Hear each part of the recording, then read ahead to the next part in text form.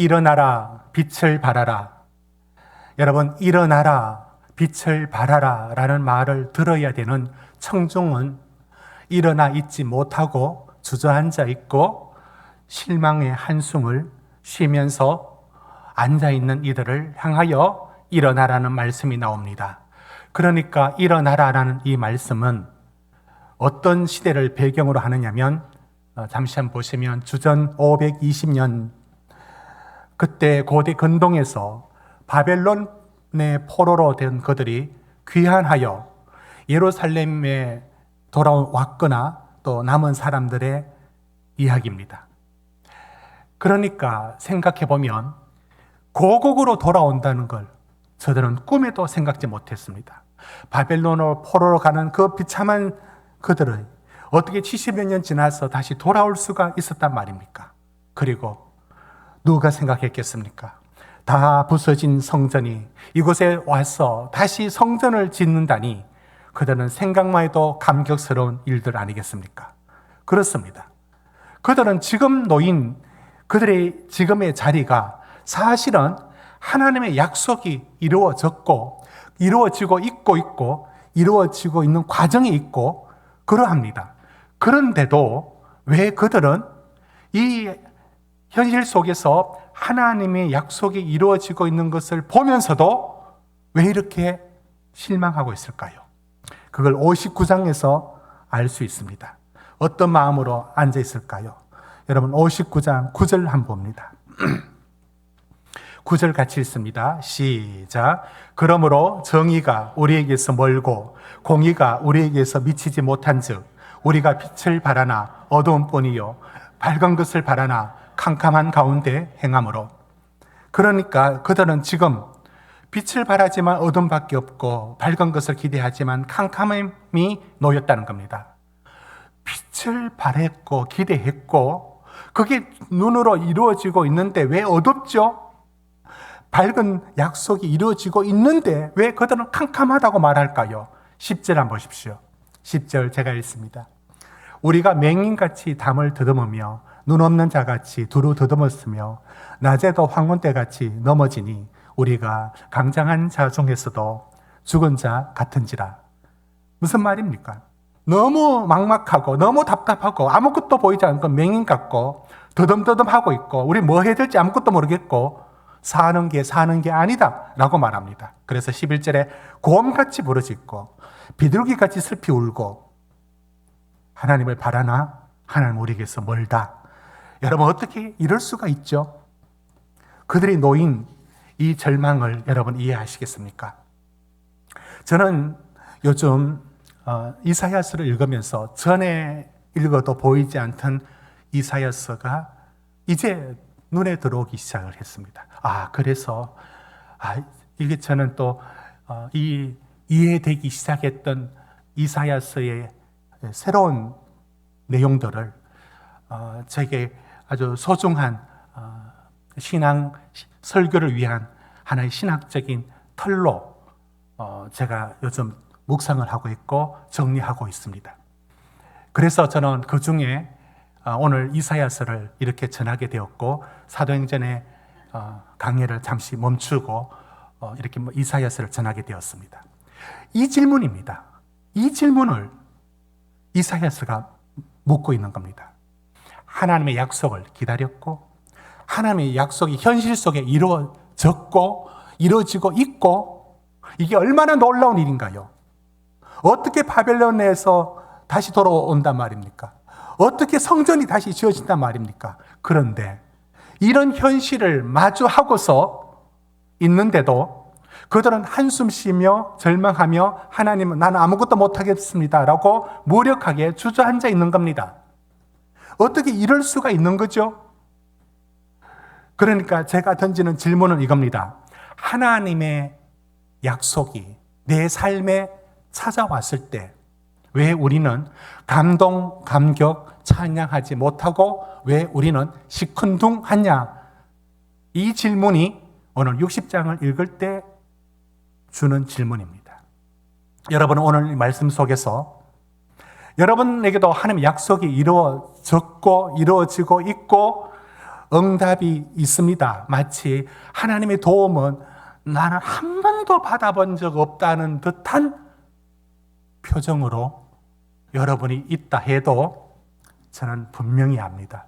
하나님의 도움으로 여기까지 살아왔고 하나님의 인도가 여러분 속에 있었고 하나님의 약속이 여러분 삶 속에 없었지 않습니다. 있습니다.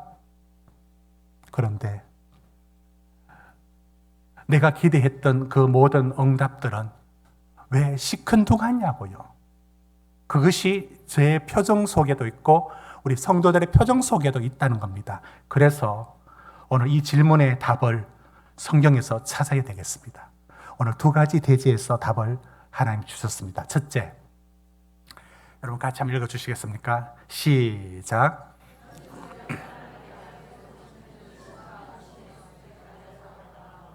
여러분, 하나님의 약속은 이루어졌고 이루어지고 있고 응답받은 것도 적지 않아 있습니다.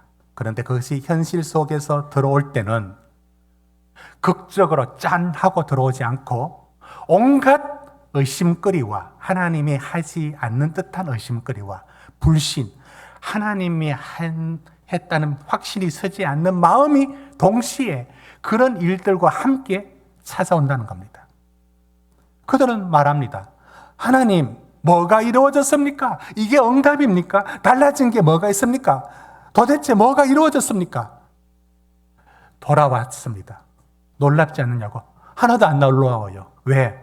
1차, 2차, 3차에 나누어서 왔는데 1차에 왔을 때 그들은 그 수가 많지 않았고 이거밖에 안 돼?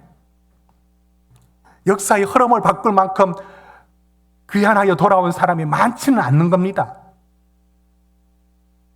약속은 이루어졌는데 왜 시시하지? 이런 생각이 들어옵니다. 성전이 재건되었습니다. 성전 재건되었습니다. 얼마나 감격스러운 일이겠습니까? 그런데 그 일은 어떻게 진행됐는지 아십니까? 와서 성전 짓자라고 하는데 꼼짝달싹 안 하고 자기 집만 짓고 성전 짓지 않는 지가 16년 동안 아무 일도 진행이 안 됩니다. 학계 선지자가 지으라라고 호소할 만큼 그들은 움직이지 않았습니다. 그리고 성전이 지어질 때쯤은 이런 일이 일어났습니다. 에스라 3장 12절 13절인데요. 우리 같이 읽겠습니다. 시작.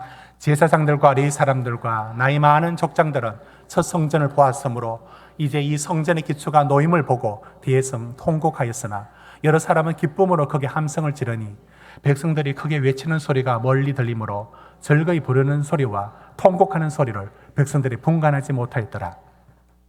이제 성전이 지어졌다고요. 지어지고 있습니다. 근데 틀을 보고 솔로몬 성전을 본 사람은 이 성전은 이제 이후에 또 돌아와서 지은 스룹바벨이 중심이 되어 지은 성전, 스룹바벨 성전을 보면서 대성통곡을 합니다. 이게 뭐냐고. 이게 뭐냐고. 전에는 영광스러웠는데 이제는 이 영광밖에 없어. 그리고 이것도 저것도 모르는 사람은 성전 지어지니까 좋다고 막 기뻐하고 있습니다. 이 두 가지 소리가 동시에 납니다. 여러분, 이겁니다. 하나님의 약속이 현실에서 이루어질 때 왜 온전하게 찬양을 못하게 되느냐면 온갖 의심거리와 복잡한 일들이 동시에 일어납니다. 여러분, 홍해의 기적을 알지 않습니까? 뒤에 애굽의 바로가 쫓아옵니다. 그런데 앞에 홍해가 가로막고 있습니다. 하나님은 불기둥으로 애굽의 군대를 잠시 멈추게 한 후에 모세를 향해서 홍해를 가르게 합니다. 물이 벽을 이룹니다. 왜냐하면 밤새도록 동풍이 부는데 물이 벽을 이룹니다. 물이 벽을 이루었습니다. 그 사이를 그들이 통과했습니다. 뒤쫓아오던 애굽 군대가 다 그 군대는 수상되어 죽습니다. 이 찬양을 출애굽기 15장에서는 모세가 먼저 합니다. 15장 1절에 내가 여호와를 찬송하리니 그는 높고 영화로우시며 그 탄자를 바다에 던지셨음이로다. 그 다음에 미리암이 이런 화답을 합니다. 21절에 똑같이 말합니다. 여호와를 찬송하라. 그는 높고 영화로우시며 말과 그 탄자를 바다에 던지셨음이로다. 라는 찬양의 그 공음의 소리가 울린 지 며칠이냐면 22절 며칠이냐? 사흘 만에 그들은 입에서 불평이 나오기 시작합니다. 왠지 아십니까? 홍해를 가른 하나님이 그때는 찬양했는데 불과 3일 만에 수르 광야에 들어섰는데 내 여 작은 목구멍에 넘어갈 물을 안 주시는 거예요. 마실 물이 없는 거예요. 하루 참았습니다. 이틀째 여기저기서 물을 왜 안 주시지? 3일째 오아시스를 발견하고 물이다라고 마셨는데 선물을 마시고는 그들은 불평하기 시작합니다. 3일 만에. 여러분, 430년 노예된 그들이 10가지 재앙과 홍해를 가르시고 하나님이 건져냈습니다. 놀라운 기적 아닙니까? 놀라운 하나님의 응답 아닙니까? 그런데 왜 3일 만에 원망합니까? 그것은 마실 물이 없어서 그렇습니다. 그렇습니다.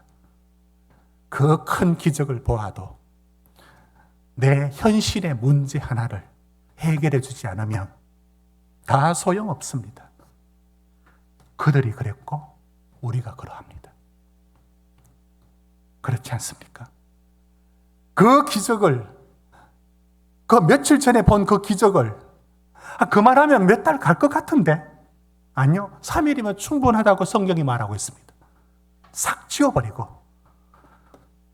왜 그렇게 되느냐? 그 모호함, 의심거리가 생기는 겁니다. 왜? 내 문제가 해결 안 됐을 때.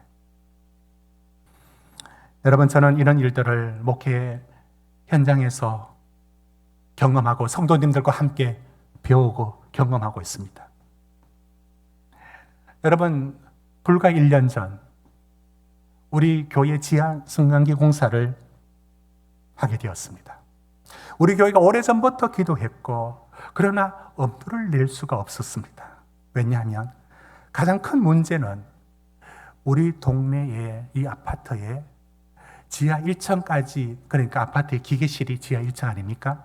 근데 그 밑으로가 없기 때문에 그 밑으로 파고들면 물은 높은 데서 아래로 흐르니까 이제 물이 찬다는 얘기가 가장 설득력 있는 얘기였고, 그 다음에 기둥 옆에라서 이 건물을 뒤흔들어 버릴 수 있다. 치마가 일어날 수 있다. 이게 가장 걱정스러운 일들이라서 많은 건축사들이 왔다 갔지만 안 된다라고 했고, 그 소리를 여러 번 들었고, 그래서 멈췄습니다. 근데 어느 날 경로대학 개강하고 둘째 주 정도인지 그 정도 되었을 때 어르신들 인사하는데 같이 나와 있었습니다. 근데 한 분이 그 계단을 내려가는데 무릎이 아프니까 뒤로 내려가더라고요. 무릎이 아파서 뒤로 내려가는 것. 그런 장면을 우리 교우들에게도 많이 봤습니다. 근데 그날 특별히 제 마음에 이상한 확신이 밀려왔습니다. 40주년의 작년이었습니다. 하나님이 우리에게 선물을 주실 수 있다. 하나님이 하실 수 있다. 하나님이 왜 못하시겠느냐. 그래, 40주년에 선물 주신다라는 확신이 밀려왔습니다. 이유 모르는 확신이었습니다. 저는 그 자리에서 바로 본 사무실로 들어와서 한 집사님에게 전화를 했습니다. 그동안 수없이 일이 안 되었지만 그날 전화할 용기가 생겼습니다. 그 집사님의 남편이 승강기 업체 회사를 오랫동안 다녔고 원래 은퇴를 하셨습니다. 여기 승강기 가능한지 볼 수 있는 사람을 부탁을 했습니다. 그래 그 사람이 왔습니다. 잘하면 되겠다라는 얘기를 비트를 보고 얘기를 했습니다. 한 요 정도 높이 비트가 거기 파져 있었습니다. 근데 문제는 뭐냐면 건축할, 시공할 사람이 아무도 없습니다. 왜냐하면 저 일에 달려들지 않습니다. 결국은 누가 됐느냐면 일 안 하고 있던 이 건축사 자격증만, 면허만 가고 있던 분이 그냥 오랜만에 이 일을 해보겠다고 온 겁니다. 그래서 일은 시작되었습니다. 그런데 그 일이 진행이 안 됩니다. 석 달 동안 계속 전화하고 붙들고 얘기했는데도 진행이 안 됩니다. 왜냐하면 몇 년 전에 광주에서 아파트 빌딩을 철거를 하다가 큰 사고가 일어났습니다. 그 이후부터 모든 시공에는 철거 계획서를 올리게 되었는데 이분은 이 소장님은 워낙 그동안 일을 안 하고 있다 보니까 면허만 갖고 있다가 몰랐습니다. 그러니까 구청에서 아무런 진행을 안 했겠어 석 달 동안 될 줄 알았는데 진행이 안 되었습니다. 이제 서서히 지쳐갔습니다. 그래서 결국 구조 진단 다시 받고 여기 이제 건물 대장이 허가가 안 되기 때문에 또 뭐로 바꾸고 여러 가지 절차가 있었습니다. 근데 결국은 시작됐습니다. 이제 파내려 가는데 우리 성도들이 얼마나 많이 기도했습니까? 우리 성도들이 얼마나 많은 헌금을 했습니까? 정말로 기적입니다. 그런데요, 그 기적이 이루어질 때쯤 저는 뭐를 보고 뭐 때문에 마음이 흐트러지기 시작했느냐면 이런 겁니다. 사진 한번 보여주십시오. 여러분, 제가 밴드를 통해서 작년에 열심히 보여드렸던 겁니다. 팠는데 원래 바닥 공사가 60cm 정도의 기초 콘크리트가 되어 있다라고 되어 있습니다. 처음에 이 코어 드릴이라고 구멍을 뚫는 드릴이 있습니다. 그것이 이제 뚫어서 해보니까 60cm가 나온 겁니다. 60cm만 드러내면 된다 하고 시작했습니다. 그래서 저 두부 모양으로 저거를 80개를 가로 세로 80개를 구멍을 큰 코어 드릴로 뚫어야 됩니다. 자, 저것만 뚫으면 될 줄 알았어요. 저걸 뚫었을 때 우리가 그토록 기도했는데 물이 차지 않도록 기도했는데 물이 무릎까지 차올라 옵니다. 그리고 문제는 60cm가 아니라 전체 1m 30cm 앞으로 저걸 한 겹 더 걷어내야 했습니다. 공사비 늘어나고 인부는 공사 못한다고 가버린다 하고 물에서 전기 드릴을 써야 되니까 드르르르 하면서 저를 쳐다보면서 말했습니다. 목사님, 나 무너지면 책임 안 집니다 하면서 하고 있었습니다. 그리고는 목사가 좀 점잖게 일하고 싶은데 세상이 가만두지를 않아요. 소장님하고 언성 높일 일이 하루 싸우고 다음날 화해하고 다음날 또 싸우고 반복을 했죠. 그러면서 제 마음이 점점 하나님이 주신다는 확신은 점점 옅어지고 일 빨리 끝나기만 하면 좋겠다, 제발. 마음이 이렇게 다치기 시작했습니다. 그리고 결정타를 먹었습니다. 그 공사가 큰지도 않는 공사인데 감리, 이게 이제 지정감리라 해가지고 지정감리가 1,300만 원을 요구하는 겁니다. 억울해서 줄 수 없다고 버티다가 더 큰 것을 요구하는 사람을 만나가지고 피하지도 못하고 사정하고 결국은 900으로 하게 되었고, 그런 일을 겪으면서 수시로 우리 정장로님 잘 아시죠? 소장님 올라와서 씩씩거리고 저하고 다투고 이러기를 하다가 제 마음에 하나님이 일하신다는 것은 강고도 없고 그냥 제발 빨리 끝나면 좋겠다라는 것으로 마음이 식어져 갔습니다. 저는 알게 되었습니다. 왜 기적을 보고서도 기적을 못 보는지 아십니까? 여러분도 마찬가지입니다.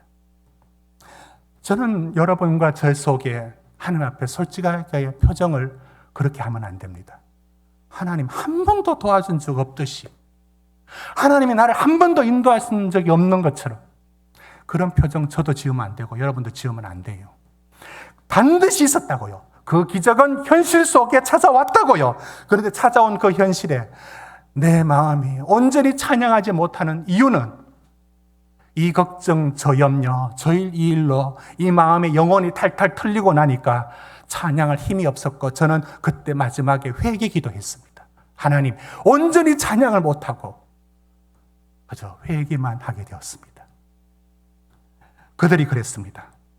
성전을 재건하는데 산발라 도비아가 방해하고 있을 때 한 손에 창 들고 한 손에 벽돌을 옮겨야 되는 그들이 지쳐갈 때 온전하게 성전 짓는 것을 찬양할 수가 없었던 것입니다. 여러분, 그래서 성경은 이렇게 말하고 있습니다. 에베소서 6장 13절입니다. 그러므로 하나님의 전신갑주를 취해라. 왜 저 말 하시는지 아십니까? 이 악한 날에 너희가 능히 대적하고 믿음으로 싸웠죠. 그런데 모든 일을 행한 후에 뭐라고 되어 있습니까? 모든 일을 행한 후에 뭐 하기 위하여? 믿음으로 바로 서기 위해서 전신갑주를 입어라. 진리로 허리띠를 띠고 의의 흉비를 붙이고 평안의 복음으로 신을 신고 믿음의 방패를 가지고 구원의 투구를 쓰고 성령의 검하는 말씀을 가져라가 왜 그렇게 말씀합니까? 여러분 삶에 하나님은 인도하셨고요. 여러분 삶 속에 하나님은 기적을 충분히 보여주셨고요. 하나님 일하셨습니다. 왜 그런 적이 없듯이 서 있는 여러분의 표정은 말도 안 되죠. 언제 어디서 하나님의 일을 다 잊어버렸습니까? 어디서? 진리로 허리띠를 띠고 이 현실 속에서도 하나님이 일하고 있음을 믿음의 눈으로 붙들고 끝까지 가야만 그게 보이는 겁니다. 말씀이 내게 이루어져도 의심과 불신의 이유들은 수천 가지가 우리 삶에는 깔려 있습니다. 그러니 찬양을 제대로 못하게 되는 겁니다. 여러분, 어떤 일을 하든지 끝까지 믿음으로 서야 되는 이유가 여기 있습니다. 하나님이 하신 일을 아니면은 돌았으면 이게 하나님이 하신 일인지 저절로 이루어졌는지 내가 노력하다가 된 것인지 모호해지고 사라지고 맙니다. 하나님의 삶에 여러분 삶에 주신 응답에 대하여 믿음으로 보고 확인할 수 있기를 주 이름으로 축원합니다. 이제 두 번째, 오늘 두 번째 말씀까지 전합니다. 다시 질문하죠. 하나님의 약속이 내 삶에 들어왔는데 나는 왜 시큰둥해지고 온전히 찬양하지 못할까? 왜 그럴까? 왜 이 현실을 내 눈에 그렇게 보일까? 둘째, 여기 있습니다. 우리 같이 읽어주십시오. 시작. 여러분, 하나님이 우리에게 주시는 약속이 이루어질 때는 우리의 기대와 항상 더 높은 기대를 하나님이 이루어 주십니다. 근데 그게 우리는 마음에 안 들어 합니다. 예를 들어 아브라함에게 하나님께서 이렇게 말했습니다. 내가 내게 보여줄 땅으로 가라. 땅을 약속했습니다. 그런데 그 땅 그렇게 좋은 줄 알고 갔는데 가보니까 어땠습니까? 가뭄이 들어서 애굽으로 내려갈 일이 생겼고요. 자기 아내를 누이라고 거짓말해야만 살아남을 수 있는 땅이었습니다. 좋은 줄 알았는데, 젖과 꿀이 흐르는 좋은 땅인 줄 알았는데 막상 가보니까 그렇지 않았습니다. 그러면 뭡니까? 아브라함은 좋은 땅인 줄 알고 갔지 않겠습니까? 젖과 꿀이 흐르는 땅으로 갔지 않습니까? 근데 젖과 꿀이 어디 있어요? 하나님은 그 땅을 주셨습니다. 하나님은 아브라함을 속인 거 아닙니다. 그런데 그 뜻이 어디 있느냐면 신명기 8장 1절 보십시오. 띄워주십시오. 끝에 보시면 조상들에게 맹세하신 땅에 들어가서 그것을 차지하리라. 왜 그렇게 했느냐? 3절에 이렇게 말합니다. 3절에 그건 사람이 떡으로만 사는 게 아니라 여호와의 입에서 나오는 모든 말씀으로 사는 것을 알게 하려 하십니다.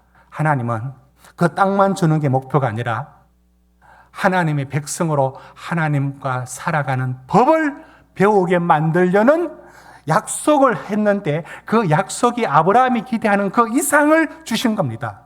예를 하나 더 들면 아브라함에게 하나님 주신 약속은 그 자손이 많아질 것이라고 했습니다. 13장 16절에 그랬습니다. 뭐라고 했느냐? 땅이 티끌같이 많아진대요.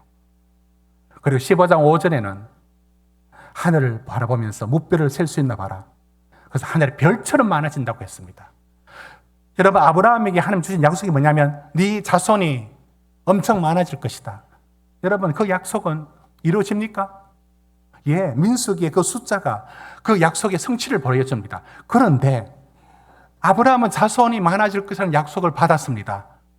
그러면 그거를 기대하지 않겠습니까? 근데 하나님이 자손을 약속해놓고 정작 그의 아내는 불임입니다. 아이를 낳을 수가 없습니다. 이건 뭐죠? 그래서 25년을 기다립니다. 그리고 그 중간에 별일 다 하죠. 다메섹의 그 종을 아들 대신으로 삼을까? 하갈을 통해 가지고 이스마엘 이걸 아들로 대신하면 안 되는가? 하나님 안 된대요. 끝내 100세에 그리고 사라 90세. 이게 무슨 뜻일까요? 도저히 불가능할 때 왜 그때 이삭을 주십니까? 그것도 하나만. 왜 그렇습니까? 여러분, 하나님이 약속한 것이 자손이라면 사라를 통해서 자손을 잘 놓으면 될 것 아닙니까? 그런데 그 약속은 하나님 항상 그 이상입니다. 안 준다고요. 주신다 해놓고는 안 줘요. 그리고 24년 기다려서 이삭을 낳습니다. 뭘 주자는 겁니까? 하나님 뭘 주자는 겁니까? 자식만이 아니라 아브라함에게 하나님을 알게 하고 전능하신 하나님이 어떤 분인가를 믿게 만듭니다. 그게 이삭을 드릴 때에 아브라함에게 받아낸 고백에서 나옵니다. 우리는 이때 이런 말을 합니다. 하나님, 약속한 것만 주시면 됩니다. 더도 말고 덜도 말고 덜도 말고 그저 잘 먹고 잘 살고 자식들 속 안 썩이고 인간 노릇할 만큼 경제적인 여유만 주시면 됩니다. 하나님, 더 바랄 거 없습니다. 하나님 뭐라고 하시느냐면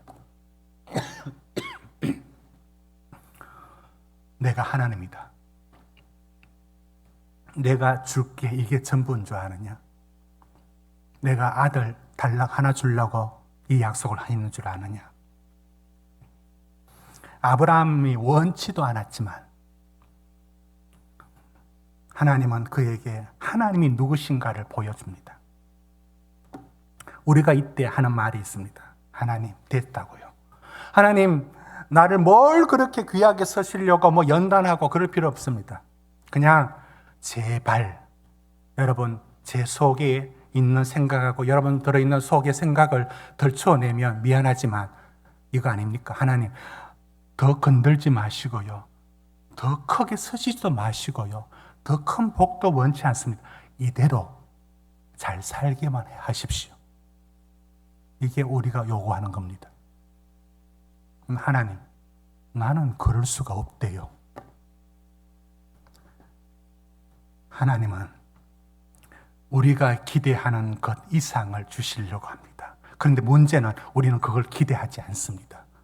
그걸 1도 기대하지 않는 우리에게 하나님은 고난을 통해서라도 그것을 받아내도록 그 속에, 내 속에 하나님이 원하는 믿음과 하나님을 알게 하는 그 자리까지 끝내 만들어 가시는 분이 하나님이십니다. 그러니까 하나님의 기대, 우리가 하는 기대와 하나님의 높은 기대를 우리는 믿지도 못하고 바라지도 못하고 원치도 않습니다. 그런 우리를 하나님은 끝내 하나님을 의지하고 하나님을 아는 사람으로 만들어 가려고 하는 겁니다.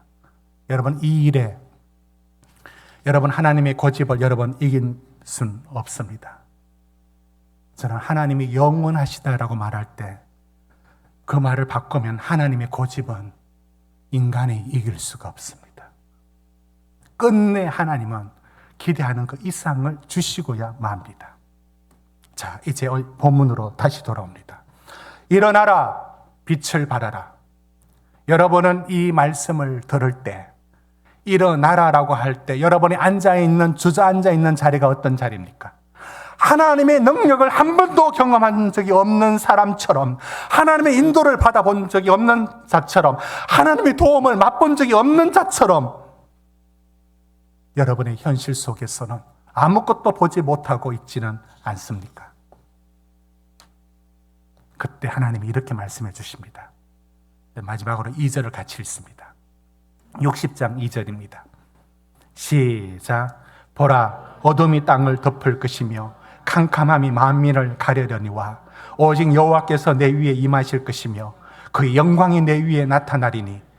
여러분, 어둠이 땅을 덮을 것이며, 그래, 여전히 너의 삶에 어둠이 덮여 있고 캄캄하다. 그러나 내가 약속한 그 일을 네 삶 속에서 내가 이루고 있다, 이루어낼 것이다, 이 말씀인 겁니다. 여러분은 여러분의 현실 속에서 하나님의 응답이 이루어진 것으로 보지 못하는 어두움을 갖고 있습니다. 여전히 보이지 않습니다. 그런데 하나님 말씀합니다. 내가 그 가운데도 일하고 있다라고 말씀합니다. 지금까지 살아온 것이 기적이고 이만큼 사는 것이 은혜고 이 현실 속에서도 하나님의 역사하심이, 응답이 여러분 삶 속에 이루어지고 있고 이루어졌습니다. 이제 저와 우리 성도들의 표정은 마치 아무것도 하나님이 안 해준 것처럼 이 시큰둥함을 이제 벗어나야 합니다. 여러분, 해밍웨이의 소설 노인과 바다를 소설로 읽었는지 영화로 보셨는지 모르겠습니다. 그 마지막 장면을 여러분 기억나십니까? 80여 동안 혈투를 하고 마침내 그 큰 물고기, 청새치라는 물고기를 잡아서 배에 묻고 돌아옵니다. 돌아오는데 상어떼가 그 청새치를 다 뜯어먹고 뼈만 앙승하게 남아있습니다. 그래서 문학에서는 해밍웨이를 이 허무주의라고 말하고 실존주의라고 말합니다. 저는 그 장면이 우리 삶의 한 모습을 보는 듯합니다. 그 넓은 바다에서 청새치를 잡듯이 하나님은 우리 삶에 충분한 기적과 능력을 주었습니다. 그런데 상어떼가 다 뜯어먹어 버렸어요. 여러분의 작은 걱정과 염려와 여러분의 지금에 해결되지 않는 문제들이 사실 하나님의 응답으로 오늘 나를 있게 하시는 하나님의 놀라운 은혜들을 그놈의 상어떼가 다 뜯어먹어 버리도록 내버려 둔 것처럼 이 놀라운 하나님의 응답이 내 삶에 이루어졌지만 온갖 걱정과 염려와 분주함과 이 혼란스러움이 다 빼앗아 가버리고 지금 이 표정으로 하나님이 아무것도 안 한 것처럼, 하나님의 도움을 한 번도 받아본 적이 없는 자처럼, 누가 간증하면 그냥 부러운 듯이 그게 자기에게도 이루어졌음을 하나도 못 느끼고 있는 이 답답한 얼굴을 향하여 오늘 이사야서가 말합니다. 일어나라, 빛을 발하라. 왜 그 자리에 앉아 있느냐고, 왜 그 실망과 절망의 자리에 앉아 있느냐고, 왜 그 무기력한 자리에 앉아 있느냐고.